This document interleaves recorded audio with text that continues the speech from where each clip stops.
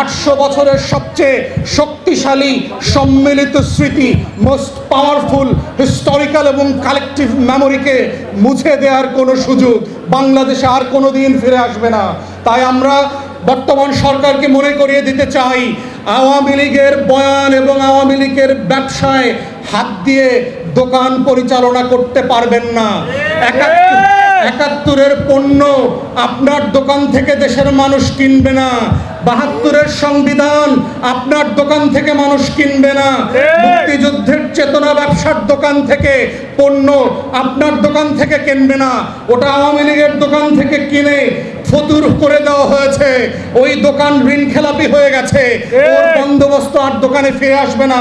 তাই আপনাদের একমাত্র রাজনীতি হচ্ছে বাংলাদেশের জুলাইকে ধারণ করে, গণ অভ্যুত্থানকে ধারণ করে, 1400 মানুষের আকাঙ্ক্ষাকে ধারণ করে সেই রাজনীতির পথে ফিরে আসা, যেই রাজনীতির জন্য গত 2টা বছর আমরা সবাই মিলে সম্মিলিতভাবে লড়াই করেছি। মাঠে ময়দানে বিচারের জন্য, সংস্কারের জন্য ঐকমত্য কমিশনে জাতীয় জুলাই সনদ স্বাক্ষর করা হয়েছে।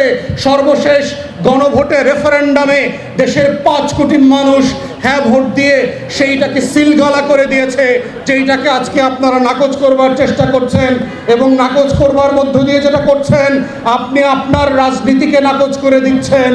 বাংলাদেশের তরুণদের সাথে কথা বলেন, আপনার রাজনীতির এই অপরিপক্কতা গত 2 বছরে কোন লেভেলে পৌঁছেছে যে আপনার দল, আপনার ছাত্র সংগঠন রিক্রুট করবার জন্য ক্যাম্পাসে ছেলেমেয়ে পাচ্ছে না, হল দখল করবার জন্য কাকা ভাতিজা আঙ্কেলদেরকে 2003-4 সেশন থেকে এনে বিশ্ববিদ্যালয়ের ধান কাটা ভিসিকে দিয়ে, হল প্রভোস্টদেরকে দিয়ে হলে উঠানোর জন্য চেষ্টা করছে।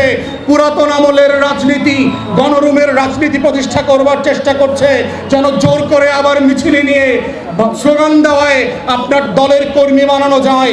সেই রাজনীতি ঢাকা বিশ্ববিদ্যালয় সহ সারা বাংলাদেশের কোনো ক্যাম্পাসে আর ফিরবে না। তরুণরা সেই বস্তা পচা পুরাতন গণরুমের রাজনীতিকে না বলে দিয়েছে, স্লোগান নির্ভর অধ্যশাসশূন্য রাজনীতিকে না বলে দিয়েছে।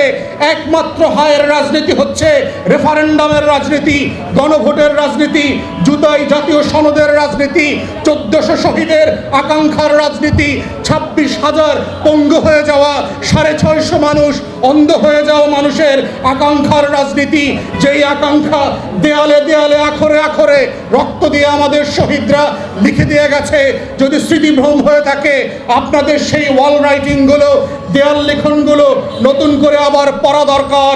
বুকের ভেতর অনেক ঝড়, বুক পেতেছি গুলিকর, বাংলাদেশের সীমানা পেরিয়ে সারা দুনিয়ার বাঙালিকে আপ্লুত করেছে।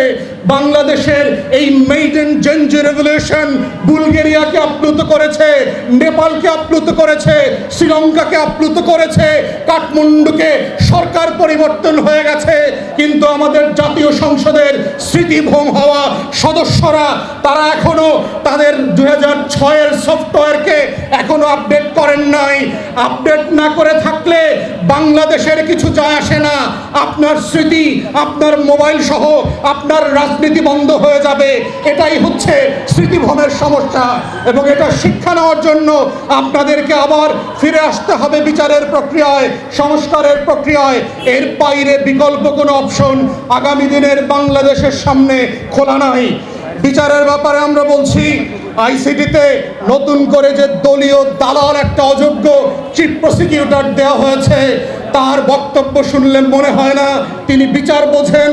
তার কথা শুনলে মনে হয় না ভয়কে ওভারকাম করে তিনি রাষ্ট্রের বড় বড় পাওয়ারফুল ক্রিমিনাল গ্যাংস্টারদের বিরুদ্ধে চার্জশিট এনে তাকে বিচারের মুখোমুখি করতে পারবেন।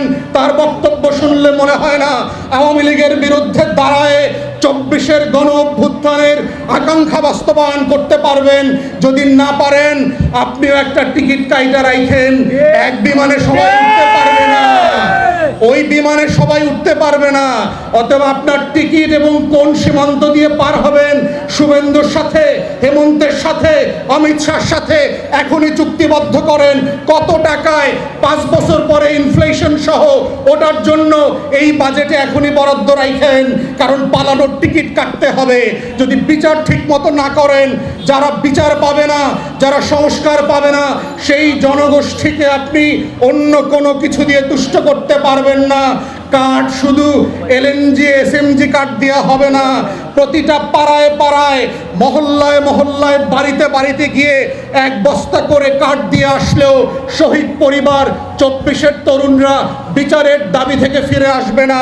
20 কোটি কার্ড দিলে পরেও বাংলাদেশে বিচারের দাবি থেকে 24-এর তরুণরা ফিরে আসবে না, বিচারের দাবি থেকে বাংলাদেশের আহত পরিবারগুলো ফিরে আসবে না, গণ অভ্যুত্থানের তরুণ শক্তিরা ফিরে আসবে না।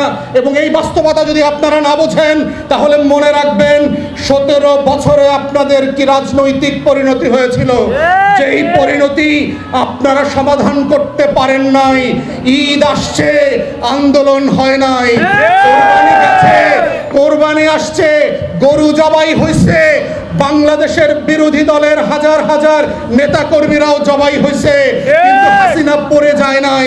মাথায় রাখেন আপনার শক্তি সামর্থ্য কতটুকু। ছাত্রী যারা আসছে, নতুন হাইব্রিড 5ই আগস্টের পরে যারা বিএনপি হয়েছে, ওই 5th ডিভিশন দিয়ে বাংলাদেশে বিএনপির রাজনীতি আপনারা বাঁচায় রাখতে পারবেন না। একমাত্র পন্থা হচ্ছে শহীদ জিয়ার রাজনীতির পথে ফিরে আসতে হবে। দিল্লির আধিপত্যবাদের বিরুদ্ধে জোর গলায় কথা বলতে হবে। 24-এর গণ অভ্যুত্থানের আকাঙ্ক্ষাকে, রক্তকে প্রতিটা আখরে আখরে বাস্তবায়ন করতে হবে।